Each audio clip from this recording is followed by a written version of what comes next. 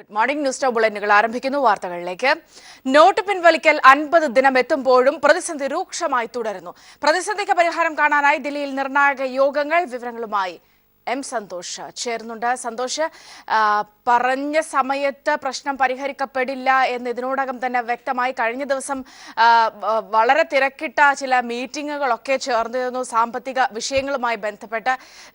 ഇപ്പോഴത്തെ ഈ ഒരു അവസ്ഥ അത് രണ്ട് ഭാഗത്തു നിന്നും, ഒന്ന് മോദിയുടെ ഭാഗത്തു നിന്നും മറുഭാഗത്ത് പ്രതിപക്ഷത്തിന്റെ ഭാഗത്തു നിന്നുമൊക്കെ എങ്ങനെയാണ് കാര്യങ്ങൾ?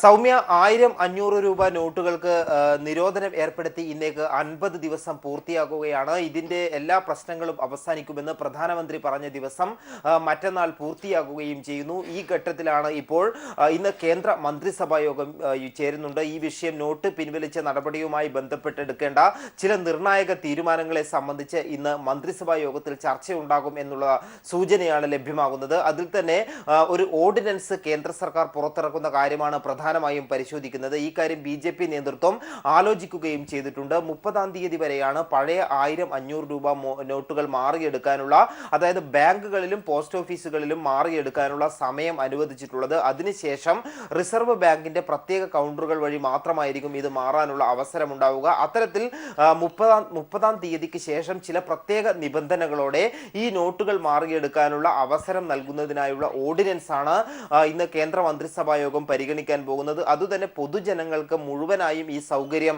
നൽകണമോ എന്ന കാര്യത്തിൽ ഇതുവരെയും തീരുമാനമെടുത്തില്ല. നിലവിൽ നടക്കുന്ന ചില ചർച്ചകൾ ചില പ്രത്യേക വിഭാഗങ്ങൾക്ക് പ്രത്യേക നിബന്ധനകളോട് മാത്രം ഇത്തരത്തിൽ നോട്ട് മാറിയെടുക്കാനുള്ള അവസരം നൽകണം എന്നുള്ളതാണ്. ഇന്നലെ നീതി ആയോഗിലെ സാമ്പത്തിക വിദഗ്ധന്മാരുമായും പ്രധാനമന്ത്രി കൂടിക്കാഴ്ച നടത്തുകയും ചെയ്തിരുന്നു. ഈ നോട്ട് പിൻവലിച്ചതിന്റെ ആഘാതവും തുടർ നടപടികളും ചർച്ച ചെയ്യാൻ വേണ്ടിയാണ് അത്തരത്തിലുള്ള ഒരു യോഗം ചേർന്നിരുന്നത്. ഏതായാലും സർക്കാരിന് മുന്നിലുള്ള ഇപ്പോഴും കടുത്ത പ്രതിസന്ധിയിലാണ് എന്ന് തന്നെ പറയേണ്ടി വരും. പ്രധാനമന്ത്രി പറഞ്ഞതനുസരിച്ച് 30-ാം തീയതിയോടുകൂടി പ്രശ്നങ്ങൾ പരിഹരിക്കപ്പെട്ടില്ലെങ്കിൽ അത് കേന്ദ്ര സർക്കാരിന് വലിയ തിരിച്ചടിയാകും. അതുകൊണ്ട് തന്നെ പ്രശ്നങ്ങൾ പരിഹരിച്ച് മുന്നോട്ട് പോകാനുള്ള ശ്രമം നടക്കുന്നു. എന്നാൽ ഈ 30-ാം തീയതിയോടുകൂടി പ്രശ്നങ്ങൾ പരിഹരിക്കുകയും ആവശ്യമായ രീതിയിൽ കറൻസികൾ ലഭ്യമാവുകയും ചെയ്യില്ല എന്ന് തന്നെയാണ് സാമ്പത്തിക വിദഗ്ധരുടെ ഇപ്പോഴുള്ള വിലയിരുത്തൽ. കാരണം ഈ 86% നോട്ടുകൾ, കറൻസികൾ ഈ പിൻവലിച്ച വിഭാഗത്തിൽപ്പെടുന്ന 1000-500 രൂപ നോട്ടുകളാണ്. എന്നാൽ അതിന് പകരമായിക്കൊണ്ട് നോട്ടുകൾ പുറത്തിറക്കാൻ, അത്രയും നോട്ടുകൾ പുറത്തിറക്കാൻ ഇതുവരെ റിസർവ് ബാങ്കിന് സാധിക്കുകയും ചെയ്തില്ല. അതുകൊണ്ട് തന്നെ ഈ പ്രതിസന്ധി വരും ദിവസങ്ങളിലും ഉണ്ടാകും എന്ന് തന്നെയാണ് വിലയിരുത്തപ്പെടുന്നത്. അത്തരം സാഹചര്യത്തിലാണ് ഈ വിഷയങ്ങളെല്ലാം ഇന്ന് കേന്ദ്ര മന്ത്രിസഭാ യോഗം പരിഗണിക്കാനിരിക്കുന്നത്. ഏതായാലും കേന്ദ്ര സർക്കാർ പറഞ്ഞ വാക്കു പാലിക്കാൻ കഴിയില്ല എന്ന് വ്യക്തമായതോടെ പ്രതിപക്ഷം കൂടുതൽ ശക്തമായ സമര മാർഗങ്ങളിലേക്ക് നീങ്ങാനുള്ള ആലോചനയുമുണ്ട്. ഇന്നലെ ചേർന്ന പ്രതിപക്ഷ പാർട്ടികളുടെ കോൺഗ്രസ് വിളിച്ചു ചേർത്ത പ്രതിപക്ഷ പാർട്ടികളുടെ യോഗത്തിലും ശക്തമായ പ്രതിഷേധവുമായി മുന്നോട്ട് തന്നെയാണ് തീരുമാനിച്ചിട്ടുള്ളത്. അപ്പോൾ ഏതായാലും 30-ാം തീയതിക്ക് ശേഷം ഈ വിഷയവുമായി ബന്ധപ്പെട്ട് പ്രതിപക്ഷ പാർട്ടികളുടെ രീതിയിൽ വ്യത്യസ്തമായ തരത്തിലുള്ള വലിയ പ്രക്ഷോഭം ഉണ്ടാകാനുള്ള ഒരു സാധ്യത തന്നെയാണ് നിലനിൽക്കുന്നത്. സൗമ്യ, സന്തോഷ്, അവിടെ സുപ്രധാനമായ ഒരു വിഷയം ഒരുപക്ഷെ ആ വിധത്തിൽ കൂടി വിലയിരുത്തപ്പെടേണ്ടതല്ലേ? അതായത് ഇങ്ങനെ ഒരു പ്രഖ്യാപനം വന്നതിന് ശേഷവും ഈ പ്രശ്നം പരിഹരിക്കുന്നതിന് കാര്യക്ഷമമായി നോട്ടുകൾ തിരികെ എത്തിക്കുന്നതിനുള്ള ഒരു ശ്രമം പിന്നീടും ഉണ്ടായിട്ടില്ല എന്നതുകൂടി ഒരുപക്ഷെ നിരീക്ഷിക്കപ്പെടുന്ന കാര്യമല്ലേ? പ്രത്യേകിച്ച് റിസർവ് ബാങ്കുമായി ബന്ധപ്പെട്ട് പണം കൃത്യമായി പലയിടത്തും എത്തിക്കുന്നതടക്കം, അല്ലെങ്കിൽ പണം പുതുതായി അച്ചടിക്കുന്നതടക്കമുള്ള കാര്യങ്ങളിൽ വലിയ അലംഭാവം ഉണ്ടായിട്ടില്ലേ? ഇത്തരം കാര്യങ്ങളോട് ഒരുപക്ഷെ ഈ ഒരു ഘട്ടത്തിൽ നിരീക്ഷിക്കപ്പെടില്ലേ?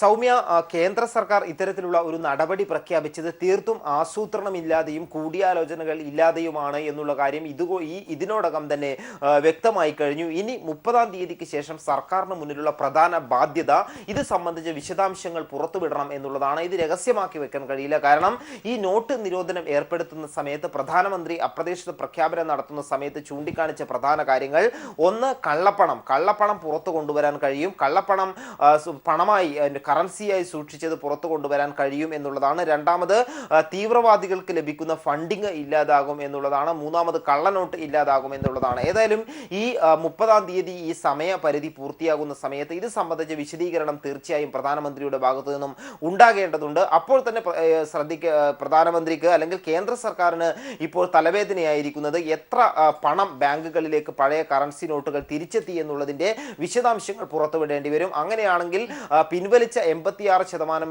നോട്ടുകളും കറൻസികളും ബാങ്കിലേക്ക് തിരിച്ചെത്തി എന്നാണ് കണക്കെങ്കിൽ, അല്ലെങ്കിൽ ചുരുങ്ങിയ ഒരു കണക്ക് ഉൾപ്പെടെ ബാക്കിയുള്ള നോട്ടുകൾ തിരിച്ചെത്തി എന്നാണെങ്കിൽ കേന്ദ്ര സർക്കാരിന്റെ പ്രധാനമന്ത്രിയുടെ ആദ്യത്തെ വാദം പൊളിയും. അതായത് ഇതിലേക്ക് തന്നെ വളരെ വേഗം എത്താം, ഈ ഒരു വാർത്തയിലേക്ക് വളരെ വേഗം എത്താം. പ്രധാനമന്ത്രി പറഞ്ഞ ഒരു താൽക്കാലിക ബുദ്ധിമുട്ടുകൾ എന്ന് പറഞ്ഞ ആ ഒരു സമയം തീരുകയാണ്. ഇപ്പോഴും അതേ ബുദ്ധിമുട്ട്, അന്ന് നോട്ടുകൾ പിൻവലിച്ചുകൊണ്ടുള്ള പ്രഖ്യാപനം വന്ന ദിവസത്തെ അതേ ബുദ്ധിമുട്ടുകൾ ഇപ്പോഴും തുടരുന്നു. ഈ ഒരു സാഹചര്യത്തിൽ കേന്ദ്രം എന്തായിരിക്കും നിലപാട് സ്വീകരിക്കുക? ഇനി എങ്ങനെയായിരിക്കും ഈ വിഷയം കൈകാര്യം ചെയ്യപ്പെടുക? മറുഭാഗത്ത് പ്രതിപക്ഷം എങ്ങനെയാണ് ഈ വിഷയം ഉയർത്തിക്കൊണ്ടുവരിക എന്നതടക്കമുള്ള കാര്യങ്ങളാണ് നമ്മൾ ഇനിയുള്ള സമയങ്ങളിൽ ചർച്ച ചെയ്യുന്നത്. നോട്ട് പിൻവലിക്കലിൽ 50 ദിനം എത്തുമ്പോഴും പ്രതിസന്ധി രൂക്ഷമായി തുടരുകയാണ്. പ്രതിസന്ധിക്ക് പരിഹാരം കാണാനായി ദില്ലിയിൽ നിർണായക യോഗങ്ങൾ നടക്കുന്നുണ്ട്. സാമ്പത്തിക വിദഗ്ധ ശ്രീമതി മേരി ജോർജ് നമ്മോടൊപ്പം ടെലിഫോൺ ലൈനിൽ ചേരുന്നുണ്ട്. ശ്രീമതി മേരി ജോർജ്, സ്വാഭാവികമായും ഇങ്ങനെ ഒരു പ്രഖ്യാപനങ്ങൾ വരുമ്പോൾ ചില ബുദ്ധിമുട്ടുകൾ നേരിടേണ്ടി വരേണ്ടതാണ് എന്നുള്ള കാര്യം നമ്മൾ എന്നെ അക്സെപ്റ്റ് ചെയ്ത് കഴിഞ്ഞിരിക്കുന്നു. പക്ഷേ ഇവിടെ ഉറപ്പ് പറഞ്ഞ ദിവസങ്ങൾ പിന്നിടുകയാണ്. ഈ ഒരു പശ്ചാത്തലത്തിൽ നിന്നുകൊണ്ടാണ് നമ്മൾ ഇപ്പോഴത്തെ സാഹചര്യങ്ങൾ നിരീക്ഷിക്കേണ്ടത്. അങ്ങനെ നോക്കിയാൽ ഒരു സാമ്പത്തിക വിദഗ്ധ എന്ന നിലയിൽ എത്രത്തോളം ആശങ്കയുണ്ട് ഇപ്പോഴത്തെ നമ്മുടെ എക്കണോമിയെ സംബന്ധിച്ച്? അതായത് ഇപ്പോ ഈ 50 ദിവസം പിന്നിടുന്ന സാഹചര്യത്തില് കുറച്ചുകൂടി പണം സമൂഹത്തിലേക്ക് വരേണ്ടതായിരുന്നു എന്ന കാര്യത്തിൽ സംശയമില്ല. കാരണം ഇപ്പോഴും നമ്മുടെ സംസ്ഥാനം 78% വരെ ക്യാഷ് ഇക്കോണമി ആയിട്ട് തുടരുകയാണ്. പക്ഷെ ഒരു കാര്യം ഓർക്കണം, ഒട്ടുമേ ക്യാഷ് ഇക്കോണമി ക്യാഷ്ലെസ് ഇക്കോണമി അല്ലാതിരുന്ന ഒരു സാഹചര്യത്തിൽ നിന്ന് 12% വരെ ക്യാഷ്ലെസ് ഇക്കോണമി വളർന്നിരിക്കുന്നു. ഈ ചുരുങ്ങിയ നാളുകൾ കൊണ്ടാണ് 12% വരെ ക്യാഷ്ലെസ് ഇക്കോണമി ആയിട്ട് വളർന്നിരിക്കുന്നത്. ചില മേഖലകളിൽ 50% വളർച്ച വന്നിട്ടുണ്ട്, ചില മേഖലകളിൽ കുറവാണ് താനും. പക്ഷേ ഏറ്റവും താഴേക്കടയിലുള്ള കർഷകൻ വരെ ഇത് അംഗീകരിക്കാൻ തയ്യാറാണ്. ഞങ്ങൾ മോദിയോടൊപ്പം നിൽക്കുന്നു എന്ന് പറയുന്ന ഒരുപാട് കാര്യങ്ങൾ നാം ഗ്രാമങ്ങളിൽ നിന്ന്, ഉദാഹരണത്തിന് ഞാൻ നേരിട്ട് തന്നെ വയനാട് പോലെയുള്ള ജില്ലകളിൽ നിന്ന് കർഷകരിൽ നിന്ന് കണ്ടെത്തിയ വെളിപ്പെടുത്തലാണ്. ഞങ്ങൾക്കാർക്കും ഇതുവരെ ഒരു ബുദ്ധിമുട്ടും ഉണ്ടായിട്ടില്ല. ബാങ്കുകളിൽ അത്യാവശ്യത്തിന് പണം കിട്ടുന്നുണ്ട് എന്നാണ് വയനാട്ടിൽ നിന്നുള്ള ഏതാനും കർഷകർ തന്നെ എന്നോട് പറഞ്ഞത്. അപ്പൊ അവരൊക്കെ ഈ ക്യാഷ്ലെസ് ഇക്കോണമിയിലേക്ക് പോകാൻ തയ്യാറെടുപ്പ് നടത്തുകയാണ്. എങ്കിൽ പോലും തീർച്ചയായിട്ടും ബുദ്ധിമുട്ടുകൾ ഇപ്പോഴും ഉണ്ട്. അതായത് നമ്മുടെ 86% കറൻസി പിൻവലിച്ച് ഉടനടി ഒരു ക്യാഷ്ലെസ് ഇക്കോണമി എന്ന മുദ്രാവാക്യവുമായി ഏത് ഗവൺമെന്റ് മുൻപോട്ട് വന്നാലും തീർച്ചയായിട്ടും വളരെ ഒരു 6 മാസക്കാലത്തേക്കെങ്കിലും വളരെ ശക്തമായ തിരിച്ചടി ആ സാമ്പത്തിക മേഖല നേരിടും. അത് തന്നെയാണ് ഇപ്പൊ ഇന്ത്യ നേരിട്ടുകൊണ്ടിരിക്കുന്ന സാമ്പത്തിക പ്രതിസന്ധി. അതായത് GDP-യിൽ തന്നെ തീർച്ചയായിട്ടും വളർച്ച കുറയുമെന്ന കാര്യത്തിന് സംശയമില്ല. എങ്കിൽ പോലും നാം ഒരു അതായത് ഇപ്പൊ നോട്ട് പിൻവലിച്ച 50 ദിവസം കഴിഞ്ഞ് ഇപ്പോഴും കൂടുതൽ നോട്ട്, അതായത് പിൻവലിച്ച അത്രയും നോട്ട് സമൂഹത്തിലേക്ക് തിരിച്ചു കൊണ്ടുവരികയില്ല. പകരം നിങ്ങൾ എന്നോടൊപ്പം ഒരു ക്യാഷ്ലെസ് സമൂഹമായി വളരണം എന്ന് നമ്മുടെ പ്രധാനമന്ത്രി നമ്മോട് ആഹ്വാനം ചെയ്യുമ്പോൾ നാം കരണീയമായി ചിന്തിക്കേണ്ട 1-2 കാര്യങ്ങളുണ്ട്. ഈ ക്യാഷ്ലെസ് ഇക്കോണമിയിലേക്ക് ജനത്തെ കൊണ്ടുപോകുമ്പോൾ അവരെ സുരക്ഷിതമായി, അതായത് ATM കവർച്ച പോലുള്ളവ നടന്ന ഈ കേരളത്തിൽ, ഇന്ത്യയിൽ സുരക്ഷിതമായി സൈബർ സെക്യൂരിറ്റിയോടുകൂടി അവരുടെ പണം ചെലവഴിക്കാൻ, ഇപ്പൊ അത് പോയിന്റ് ഓഫ് സെയിൽ സർവീസ് ആണെങ്കിലും ഏത് തന്നെയാണെങ്കിലും ആധാർ പോലെ പാൻ പോലെ വളരെ സുരക്ഷിതമായ സൈബർ സെക്യൂരിറ്റി ഉള്ള മാർഗങ്ങൾ എല്ലാവർക്കും ലഭ്യമാകത്തക്ക രീതിയിൽ അവയെ പോപ്പുലറൈസ് ചെയ്യാനായിട്ട് കേന്ദ്ര ഗവൺമെന്റ് നേരത്തെ പറഞ്ഞിരുന്നു. കോമൺ സർവീസ് സെന്ററുകൾ രാജ്യത്തൊട്ടാകെ തുടങ്ങുമെന്ന്. അതിനുള്ള മുൻ ഒരുക്കങ്ങളും എടുത്തു തുടങ്ങിയിട്ടുണ്ട്. അപ്പൊ ഈ വഴിയിലൊക്കെ ഗവൺമെന്റ് വളരെ നിർണായകമായ പങ്ക് വഹിച്ചുകൊണ്ട്, കാരണം ഇപ്പൊ കേരളം മാത്രമോ അല്ലെങ്കിൽ ഏതെങ്കിലും സംസ്ഥാനങ്ങളോ പിന്തിരിഞ്ഞു നിന്നതുകൊണ്ട് ഇതിൽ നിന്ന് ഇനി ഒരു പുറകോട്ട് പോക്കില്ല. അപ്പൊ അങ്ങനെയുള്ള ഒരു സാഹചര്യത്തിൽ ഒരു ഗവൺമെന്റിന്, ജനങ്ങൾക്ക് വേണ്ടി നിലകൊള്ളുന്ന ഒരു ഗവൺമെന്റിന് ചെയ്യാൻ കഴിയുന്നത് ഈ ക്യാഷ്ലെസ് ഇക്കോണമിയിലേക്കുള്ള പ്രയാണം അത് സുഗമമാക്കി തീർക്കുക, സുരക്ഷിതമാക്കി തീർക്കുക. അതിന് എന്തൊക്കെ മാർഗങ്ങൾ ആരായാമോ, എന്തൊക്കെ സഹായങ്ങൾ ഗവൺമെന്റ് പക്ഷത്തു നിന്ന് ചെയ്യാമോ അതൊക്കെ അതുണ്ടായിട്ടുണ്ടോ എന്നത് പരിശോധിക്കപ്പെടേണ്ടത് കൂടിയല്ലേ അങ്ങനെ ഒരു സഹായം? അതായത് എനിക്ക് തോന്നുന്നു ഗവൺമെന്റ് ഇതുവരെ അത്തരം ഒരു സഹായം നേരിട്ട് ചെയ്യാൻ തുടങ്ങിയെന്ന് തോന്നുന്നില്ല. പക്ഷേ IT വകുപ്പുകളിലൊക്കെ തന്നെ ആ രീതിയിലേക്ക് മാറേണ്ടി വരും എന്ന ചിന്തയും അതിനോടൊപ്പമുള്ള ചർച്ചകൾ നടക്കുന്നുണ്ട്. അതോടൊപ്പം കേരളത്തിലെ മീഡിയകൾ വളരെ സ്തുത്യർഹമായ സേവനമാണ് ഈ മേഖലയിൽ ഇപ്പോൾ നടത്തിക്കൊണ്ടിരിക്കുന്നത്. കാരണം അവര് അതായത് ഓരോരോ കേസുകൾ തന്നെ കണ്ടുപിടിച്ച് കണ്ടു വിശ്വസിക്കുക, അങ്ങനെ ജനങ്ങൾക്ക് കണ്ടു വിശ്വസിക്കത്തക്ക രീതിയിൽ ഏതൊക്കെ മേഖലകളിലെ ഈ തരത്തിലുള്ള ക്യാഷ്ലെസ് ഇക്കോണമിയിലേക്കുള്ള പ്രയാണമുണ്ട്, അത് എത്ര ഈസിയാണ്. ഓട്ടോറിക്ഷക്കാരനാണെങ്കിലും സാധാരണ പെട്ടിക്കച്ചവടം നടത്തുന്നവരാണെങ്കിലും ഒക്കെ എങ്ങനെ ക്യാഷ്ലെസ് ഇക്കോണമിയിലേക്ക് മാറിക്കൊണ്ടിരിക്കുന്നു. അതുപോലെ തന്നെ കുരുളായി എന്ന ഒരു ആദിവാസി ഗ്രാമം പൂർണ്ണമായും ക്യാഷ്ലെസ് ആയി എന്ന വാർത്തയാണ് നാം കേൾക്കുന്നത്. അപ്പൊ കേരളത്തിലെ ആദിവാസി ഗ്രാമങ്ങൾ, പാടികൾ പോലും ക്യാഷ്ലെസ് ഇക്കോണമിയിലേക്ക് സുഗമമായി ചരിക്കുമെന്നുണ്ടെങ്കിൽ ബാക്കി കേരളത്തിൽ കാര്യം പറയാനേ ഇല്ല. ഒരു പക്ഷേ ശ്രീമതി മേരി ജോർജ്, നമുക്ക് കേരളത്തിന്റെ കാര്യം കുറച്ചുകൂടി പ്രത്യേകതയോടുകൂടി നമ്മൾ ചർച്ച ചെയ്യേണ്ടതാണ് എന്ന് കരുതുന്നുണ്ട്. ഭൂരിഭാഗവുമല്ല ഞാൻ പറഞ്ഞത്, പക്ഷേ നമ്മൾ ഒരു പരിധി വരെ ഇതിൽ നിന്ന് കരകയറിയ സംസ്ഥാനങ്ങളിലൊന്ന് കേരളമായിരിക്കും, പല കാര്യങ്ങളിലും അങ്ങനെ തന്നെ ആയതുകൊണ്ട്. പക്ഷെ നമ്മൾ ഇവിടെ ഒരുപക്ഷെ ഈ ഒരു വിഷയം നിരീക്ഷിക്കേണ്ടത്, അല്ലെങ്കിൽ ഈ ഒരു വിഷയം ഇംപ്ലിമെന്റ് ചെയ്യുമ്പോൾ പരിശോധിക്കേണ്ടത്, അതായത് നമ്മുടെ സാമ്പത്തിക മേഖല ഒരുപക്ഷെ 3 തരത്തിൽ, ഒന്ന് ഹൈ ക്ലാസ് ഫാമിലി, രണ്ടാമത് മിഡിൽ ക്ലാസ്, പിന്നെ ഇതിന് ഏറ്റവും താഴെ തട്ടിലുള്ളവർ. മറ്റ് പ്രദേശങ്ങളിലേക്കൊക്കെ വരുമ്പോൾ, പ്രത്യേകിച്ച് വളരെ റൂറൽ ആയിട്ടുള്ള ഇന്ത്യയിലെ മറ്റ് പ്രദേശങ്ങളിലേക്കൊക്കെ വരുമ്പോൾ ഇതെങ്ങനെയാണ് അവരെ അഫക്റ്റ് ചെയ്തിട്ടുള്ളത്? ഈ ക്യാഷ്ലെസ് എക്കണോമി എന്നൊക്കെ പറയുന്നത് എത്രത്തോളം അവരിലേക്കൊക്കെ എത്തിക്കാനാകും? ഇതിനിടയിലുള്ള ചിലത് എന്ന് പറയുന്നത് ഒരുപക്ഷെ വലിയ രീതിയിൽ തന്നെയുള്ള ചില ചൂഷകരും, ഇത്തരം കാര്യങ്ങളൊക്കെ പരിശോധിക്കുന്നതിന് അങ്ങനെ ഒരു സംവിധാനം കൂടി ഉൾപ്പെടുത്തിക്കൊണ്ടല്ലേ യഥാർത്ഥത്തിൽ നമ്മൾ മുന്നോട്ട് പോകേണ്ടിയിരുന്നത്? അതായത് ഈ മോദി ഗവൺമെന്റ് വന്നതിന് ശേഷം, അതിനു മുൻപ് തന്നെ UPA ഗവൺമെന്റ് കേന്ദ്രത്തിൽ ഇരിക്കുമ്പോൾ തന്നെ ഡയറക്റ്റ് ബെനിഫിറ്റ് ട്രാൻസ്ഫർ അഥവാ ആധാർ പോലെയുള്ള ഇൻസ്ട്രുമെന്റ്സ്, സൈബർ സെക്യൂരിറ്റി ഉള്ള ഇൻസ്ട്രുമെന്റ്സ് കൊണ്ടുവന്നിരുന്നു. അപ്പൊ അത് മാത്രവുമല്ല, മോദി ഗവൺമെന്റ് വന്നതിന് ശേഷം 25 കോടിയിലധികം ജൻധൻ അക്കൗണ്ടുകൾ, അതായത് തീരെ പാവപ്പെട്ടവർക്ക് വേണ്ടി സീറോ ബാലൻസ് അക്കൗണ്ടുകൾ തുടങ്ങിയിരുന്നു. ആ പ്രക്രിയയും ഇപ്പോൾ തുടർന്നുകൊണ്ടിരിക്കുകയാണ്. അപ്പോ നമ്മൾ ഈ പറയുന്ന തീരെ ദരിദ്രമായ ഗ്രാമങ്ങൾ, അതുപോലെ തന്നെ തീരെ അവികസിതമായ ഗ്രാമങ്ങൾ ഇന്ത്യയിൽ ധാരാളമുണ്ട്, നിരക്ഷരരും ധാരാളമുണ്ട്. പക്ഷേ അത്തരക്കാരിലേക്കും ഈ ഡയറക്റ്റ് ബെനിഫിറ്റ് ട്രാൻസ്ഫർ പദ്ധതി എത്തിക്കുക വഴിയായിട്ട് അവരെയും വലിയ അളവ് വരെ സൈബർ സെക്യൂരിറ്റിയുടെ പരിധിക്കകത്ത് കൊണ്ടുവന്നിരിക്കുകയാണ്. അപ്പൊ അങ്ങനെയുള്ള ഒരു സാഹചര്യത്തില് ഇതെങ്ങനെ ഉപയോഗപ്പെടുത്തണം എന്നവരെ പഠിപ്പിച്ചു കഴിഞ്ഞാല്, നമുക്കറിയാമല്ലോ ഡയറക്റ്റ് ബെനിഫിറ്റ് ട്രാൻസ്ഫർ കൊണ്ടുവന്നതിന്റെ ഒരു പ്രധാനപ്പെട്ട ഉദ്ദേശം ഈ സൈബർ സെക്യൂരിറ്റിയും അതോടൊപ്പം അവർക്ക് കൊടുക്കുന്ന സബ്സിഡികൾ ഇടനിലക്കാര്, താങ്കൾ തന്നെ നേരത്തെ സൂചിപ്പിച്ചതുപോലുള്ള ഈ അവരെ എക്സ്പ്ലോയിറ്റ് ചെയ്യുന്ന ഇടനിലക്കാരെ ഒഴിവാക്കുക എന്നതായിരുന്നു. അപ്പൊ അങ്ങനെ ഇടനിലക്കാരെ ഒഴിവാക്കിക്കൊണ്ട് തന്നെ ജനങ്ങളിലേക്ക് അവർക്ക് കിട്ടേണ്ട സഹായം, അത് പെൻഷൻ ആണെങ്കിലും മറ്റ് സൗജന്യങ്ങളാണെങ്കിലും എത്തിക്കുക, സഹായങ്ങളാണെങ്കിൽ എത്തിക്കുക. ആ ലക്ഷ്യത്തോടു കൂടി കൊണ്ടുവന്ന ഡയറക്റ്റ് ബെനിഫിറ്റ് ട്രാൻസ്ഫർ വളരെ സഹായകമാണ്. ജൻധൻ അക്കൗണ്ടുകൾ സഹായകമാണ് ക്യാഷ്ലെസ് ഇക്കോണമിയിലേക്കുള്ള പ്രയാണത്തിൽ.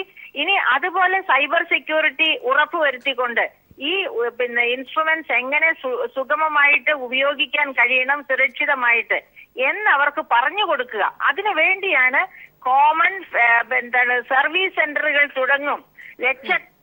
നിരവധി ലക്ഷം കോമൺ സർവീസ് സെന്ററുകളാണ് തുടങ്ങുമെന്ന് ഗവൺമെന്റ് വളരെ വളരെ നന്ദി ഡോക്ടർ മേരി ജോർജ് ഈ അവസരത്തിൽ നമ്മോട് സംസാരിച്ചതിന്. ഏതായാലും ഈ ഒരു വിഷയത്തിലേക്ക് തന്നെ വളരെ വേഗം എത്താം. കറൻസി ക്ഷാമം രൂക്ഷമായതോടെ ഇപ്പോഴും ആ പ്രതിസന്ധി പരിഹരിക്കപ്പെട്ടിട്ടുണ്ടോ, പൂർണ്ണമായും പരിഹരിക്കപ്പെട്ടിട്ടുണ്ടോ എന്ന് പരിശോധിക്കേണ്ട ഒരു ഘട്ടമാണ് ഇത്. കാരണം നമ്മുടെ പ്രധാനമന്ത്രി പറഞ്ഞ ആ ഒരു സമയപരിധി പൂർത്തിയായി കഴിഞ്ഞിരിക്കുന്നു. പൂർണ്ണമായും ഈ ഒരു പ്രശ്നത്തിൽ നിന്ന് നമുക്ക് കരകയറാൻ ആയിട്ടുണ്ടോ എന്നതാണ് നമ്മൾ പരിശോധിക്കുന്നത്.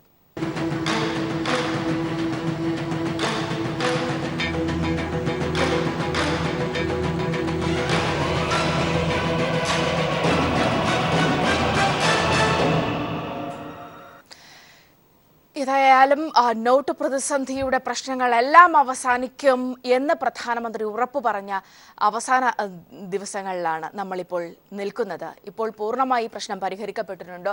അദ്ദേഹം പറഞ്ഞ ക്യാഷ്ലെസ് എക്കണോമി അടക്കമുള്ള വലിയ സ്വപ്നങ്ങൾ നമുക്ക് വലിയ പ്രതീക്ഷകൾ നൽകുന്നുണ്ട് എങ്കിലും നിലവിലെ നോട്ട് പ്രതിസന്ധി നമുക്ക് നൽകിയിട്ടുള്ള പ്രഹരത്തിൽ നിന്നും രക്ഷപ്പെടാനായിട്ടുണ്ടോ എന്നതാണ് നമ്മൾ പരിശോധിച്ചുകൊണ്ടിരിക്കുന്നത്. BJP നേതാവ് ശ്രീ GR പത്മകുമാർ നമ്മോടൊപ്പം ടെലിഫോൺ ലൈൻ ചേരുന്നുണ്ട്. ശ്രീ പത്മകുമാർ, ഒരുപക്ഷെ താങ്കൾ അടക്കമുള്ളവർ നമ്മുടെ പ്രധാനമന്ത്രിയുടെ പ്രഖ്യാപനത്തിന് ഉടൻ തന്നെ പ്രതികരിച്ചതുപോലെയുള്ള വലിയ ഒരു ആശ്വാസം ഇപ്പോൾ ഉണ്ടായിട്ടുണ്ടോ ശ്രീ പത്മകുമാർ?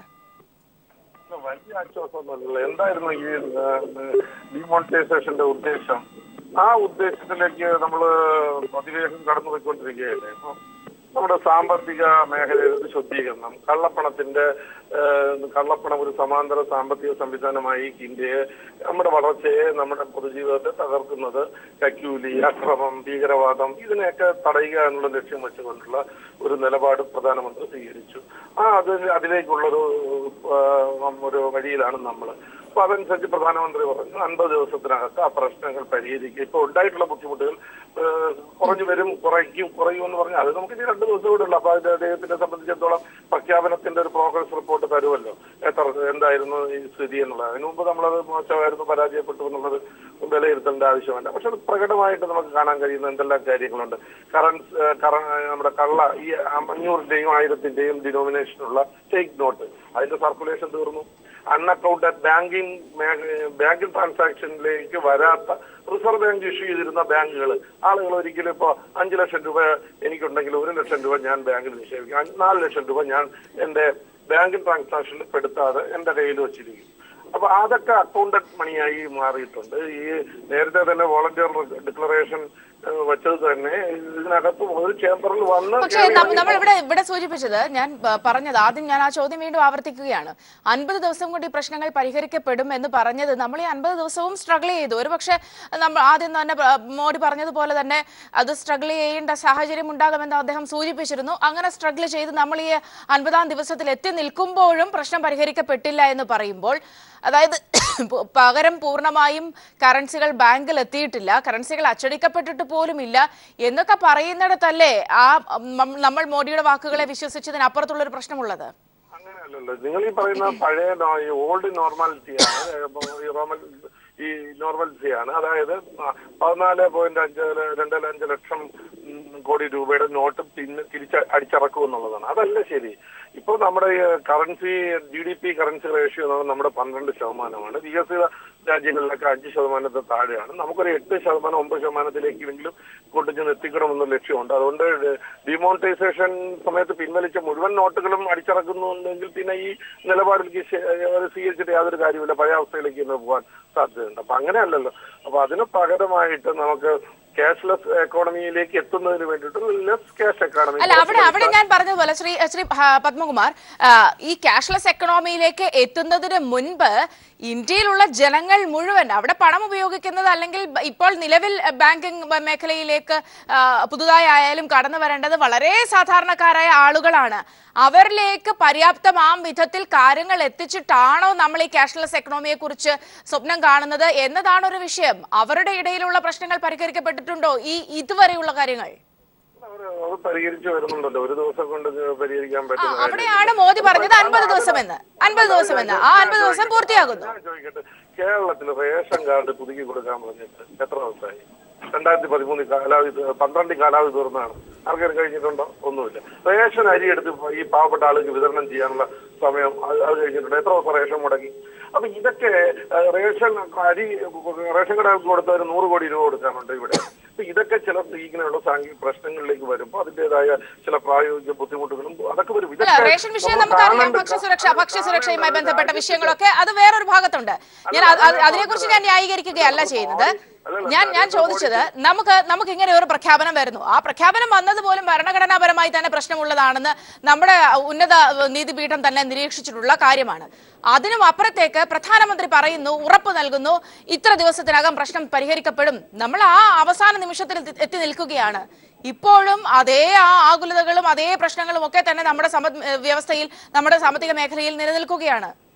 അല്ലല്ല, ഒരു ഉന്നത നീതിപീഠവും ഇത് ഭരണഘടനാ വിരുദ്ധമാണെന്ന് പറഞ്ഞു. ഇതൊക്കെ എക്സിക്യൂട്ടീവ് ഓർഡറിനോട് തീരുമാനമെടുക്കാൻ കഴിയുന്ന വകുപ്പാണ്. അതുകൊണ്ടാണ് ഇപ്പോ പറഞ്ഞത് ഇതിന്റെ ഉദ്ദേശശുദ്ധിയിൽ സംശയമില്ല, ഗവൺമെന്റിന്റെ ഉദ്ദേശശുദ്ധിയിൽ സംശയമില്ല. പക്ഷെ നിങ്ങൾ ഒരു കാര്യം മനസ്സിലാക്കാനുള്ള കാര്യം, മീഡിയയിലും രാഷ്ട്രീയക്കാരായാലും മനസ്സിലാക്കാനുള്ള, ഇന്ത്യയിലെ ജനങ്ങളെ സംബന്ധിച്ചിടത്തോളം നരേന്ദ്രമോദിജി എടുക്കുന്ന ഒരു തീരുമാനം അദ്ദേഹത്തിന്റെ വ്യക്തിപരമായ താല്പര്യത്തിനോ അഴിമതിക്കോ വേണ്ടിയിട്ടല്ല, ഈ രാജ്യത്തിന്റെ താല്പര്യമാണെന്ന് വിശ്വസിക്കുന്ന ആളുകളാണ് ബഹുഭൂരിപക്ഷവും. അത് നമ്മളിനി എത്ര എതിർത്താലും നരേന്ദ്രമോദിജിയെ അദ്ദേഹത്തിന്റെ വ്യക്തിപരമായ താല്പര്യമോ അല്ലെങ്കിൽ അദ്ദേഹത്തിന്റെ സ്വന്തക്കാർക്ക് വേണ്ടി എന്തെങ്കിലും സ്ഥാപിച്ചെടുക്കാൻ അല്ല, അവിടെയാണ് രാജ്യത്തിന്റെ താല്പര്യം എന്ന് പറഞ്ഞിരുന്നെങ്കിൽ അദ്ദേഹം ആദ്യം പറഞ്ഞതുപോലെ തന്നെ ഈ പറയുന്ന പോലെ നമ്മളുടെ വിപണിയിൽ തന്നെയുള്ള അല്ലെങ്കിൽ നമ്മൾക്കിടയിൽ തന്നെയുള്ള കറൻസി തിരികെ എത്തില്ലായിരുന്നു. ആ കറൻസി 3/4 ഭാഗവും ഏതാണ്ട് ഭൂരിപക്ഷവും തന്നെയും മാറ്റപ്പെട്ടിരിക്കുന്നു. ആ വിധത്തിൽ അദ്ദേഹം പറഞ്ഞതുപോലെ തന്നെ കള്ളപ്പണം ഇല്ല. അല്ല, അത് കള്ളപ്പണം ഇല്ല നിങ്ങൾ പറയുന്നത്. ഞാൻ അതാണ് പറഞ്ഞത്. 4.25 ലക്ഷം കോടി രൂപയുടെ നോട്ട് അടിച്ചിറക്കിയിട്ടുണ്ടെങ്കിൽ അതെല്ലാം ബാങ്കിങ് ട്രാൻസാക്ഷനിലേക്ക് വരുന്നില്ല, ഹോൾഡ് ചെയ്യുന്നുണ്ട് ആളുകള്. അപ്പൊ അത് ബാങ്ക് ട്രാൻസാക്ഷനിൽ എത്തുമ്പോൾ തന്നെ അതൊന്ന് കണക്കാക്കി വരുമ്പോൾ തന്നെ വരാൻ പോകുന്ന 50% ടാക്സ് ഈടാക്കേണ്ട, ഈ നിക്ഷേപിച്ച പൈസയിൽ തന്നെ 50% ടാക്സ് എടുക്കേണ്ടതുണ്ട്, 30% ടാക്സ്. ശരി, അതെല്ലാം സംബന്ധിക്കാം. ഒരു കാര്യം കൂടി, ഇപ്പോഴും പ്രതിസന്ധി നിലനിൽക്കുന്നുണ്ട്, പ്രശ്നങ്ങൾ നിലനിൽക്കുന്നുണ്ട്. അത് അംഗീകരിക്കാതിരിക്കാൻ പറ്റുമോ? ഇപ്പോഴും പ്രതിസന്ധി നിലനിൽക്കുന്നില്ല എന്ന് ഞാൻ പറയുന്നില്ല, പ്രതിസന്ധി ഉണ്ട്. പക്ഷെ തുടങ്ങിയ സമയത്തിനേക്കാൾ താരതമ്യേന കുറഞ്ഞു വരും, ലഘൂകരിച്ചു വരുന്നത്. നിങ്ങൾ ഇപ്പൊ ഞാൻ ചോദിച്ചോട്ടെ, ഒരു ഹോട്ടലിൽ ചെന്ന് നോക്കുക, അല്ലെങ്കിൽ തുണിക്കടയിൽ ചെന്ന് നോക്കുക, ഒരു മാർക്കറ്റിൽ ചെന്ന് നോക്കുക, ഇവിടെ ബസ്സിൽ നോക്കുക, ഇവിടെ ആളുകൾ യാത്ര ചെയ്യാതെയും അല്ലെങ്കിൽ സാധനം എനിക്ക് തോന്നുന്നു ശ്രീ പത്മകുമാർ, കേരളത്തിലെ സാഹചര്യം ഒരുപാട് മാറ്റമുണ്ട്. അത് ഒരുപക്ഷെ ഇവിടുത്തെ ഒരു നമ്മളുടെ ഒരു പ്രത്യേക ശൈലിയൊക്കെ കൊണ്ടായിരിക്കാം എന്ന് എനിക്ക് തോന്നുന്നു. പക്ഷെ നമ്മൾ കൂടുതലും ശ്രദ്ധിക്കേണ്ടത് റൂറൽ മേഖല. അല്ലല്ല, ഒരു കാര്യം മനസ്സിലാക്കാറുള്ളത്, ഇന്ത്യൻ റെയിൽവേ ഒരു ദിവസത്തെ 10 ലക്ഷം പേരാണ് IRCTC ഓൺലൈൻ ഇത് നോക്കുന്നത്, നമ്മുടെ റിസർവേഷൻ. അപ്പൊ എല്ലാവരും ആ മേഖലയിലോട്ട് മാറിക്കൊണ്ടിരിക്കുന്നു. കേരളത്തിൽ തന്നെ ഇന്ത്യയിൽ തന്നെ 300% കൂടുതൽ ഓൺലൈൻ പേയ്മെന്റിലേക്ക് ആളുകൾ മാറിക്കഴിഞ്ഞു. അപ്പൊ ആളുകൾ അതിലേക്ക് കൊണ്ട് എത്തിക്കണം. നമ്മൾ സമയപരിമിതി കൊണ്ട് ഇടപെടുകയാണ്. വളരെ നന്ദി ശ്രീ GR പത്മകുമാർ അവസരത്തിൽ ഞങ്ങളോട് പ്രതികരിച്ചതിന്. ഏതായാലും പ്രധാനമന്ത്രി പറഞ്ഞ കറൻസി പ്രതിസന്ധി, നോട്ട് പിൻവലിക്കലുമായി ബന്ധപ്പെട്ട വിഷയങ്ങൾ, അതുമായി ബന്ധപ്പെട്ട പ്രതിസന്ധി തീരും എന്ന് പ്രധാനമന്ത്രി ഉറപ്പ് നൽകിയിരുന്ന 50 ദിവസം പിന്നിടുകയാണ് ഏതാണ്ട്. എന്നാൽ ഇപ്പോഴും നമ്മൾ ആദ്യം കണ്ട അതേ ക്യൂവും അതേ ആശങ്കയും നമ്മളുടെ പണവുമായി ബന്ധപ്പെട്ട് നിലനിൽക്കുന്ന ഒരു അവസ്ഥയാണ് ഇപ്പോഴും ഉള്ളത്. പൂർണ്ണമായും പ്രശ്നം പരിഹരിക്കപ്പെട്ടിട്ടില്ല എന്ന് BJP നേതാക്കൾ പോലും. PT കുഞ്ഞുമുഹമ്മദിന്റെ പുതിയ ചിത്രം വിശ്വാസപൂർവ്വം മൺസൂർ ചിത്രീകരണത്തിന് ഒരുങ്ങുന്നു. റോഷൻ മാത്യു, പ്രയാഗ മാർട്ടിൻ, ഗൗതമി എന്നിവരാണ് ചിത്രത്തിലെ പ്രധാന കഥാപാത്രങ്ങളെ അവതരിപ്പിക്കുന്നത്. വെർജിൻ പ്ലസ് മൂവീസിന് വേണ്ടി KV മോഹനാണ് ചിത്രം നിർമ്മിക്കുന്നത്. 5 വർഷത്തെ ഇടവേളയ്ക്ക് ശേഷം PT കുഞ്ഞുമുഹമ്മദ് ഒരുക്കുന്ന ചിത്രമാണ് വിശ്വാസപൂർവ്വം മൻസൂർ. വർത്തമാന കാലഘട്ടത്തിലെ പ്രശ്നങ്ങളാണ് ചിത്രത്തിന്റെ ഇതിവൃത്തം. ഒരു കലാപത്തിൽ നിന്ന് രക്ഷപ്പെട്ട് അമ്മയും മകളും വടക്കൻ മലബാറിലെത്തുന്നതും ഒരു വീട് ഇവർക്ക് അഭയം നൽകുന്നതിലൂടെയാണ് ചിത്രം ആരംഭിക്കുന്നത്.